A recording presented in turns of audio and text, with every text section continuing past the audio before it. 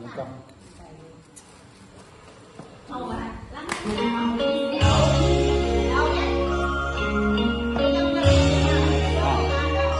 มากันเพาะเลยวะยกให้ได้ผู้หญิงกันเด้อ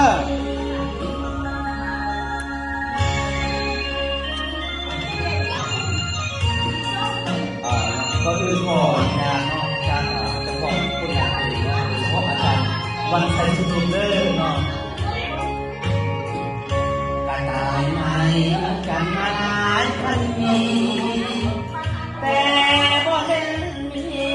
กะทีลงใจลงต่ำกระตายตัวน้อยเฝ้าคอยตัวให้ใจรับกรรมจังเอิญจังสั่งใจดำกระตายต้องซ้ำมาหลายพันปีเส้นดังตัวอ้ายมันหมายนงทางหันมองเส้นนานแต่มีคนผ่านอย่างอื่นย้อนมีสงสารเหตุการณ์ฆ่ากับลูกพินเมฆากันสากับดิน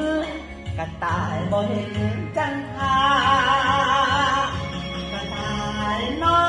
ยเงาง้อยเศร้าซอยเวลาย้อนดวงจันทราก็ได้มีเมฆากันแสงซึ่งตัวอ้ายมันมาอยากให้ของแทนรักษาว่ามีเงินแดงของแทนหายลับลาแม่ออกสามเคยห่างเคยเศรษฐีอยากให้คนดีมั่งมีสุขีได้ใจข้าเพียงกระต่ายน้อยเฝ้าคอยดวงจันทร์เห็นใจเฝ้าคอยจนสีว่าไว้เจ้ากระต่ายนาเวทนา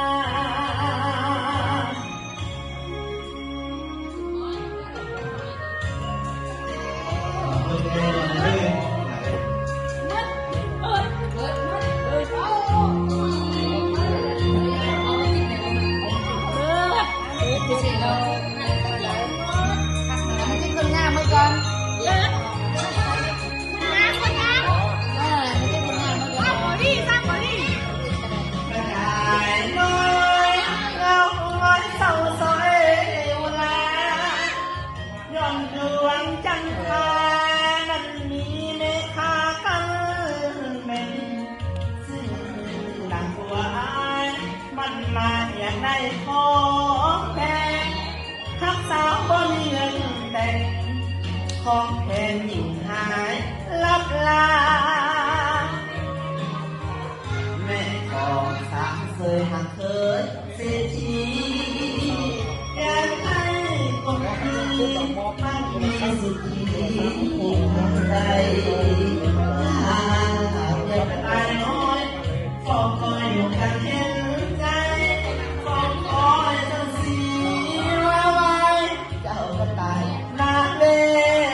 ทนา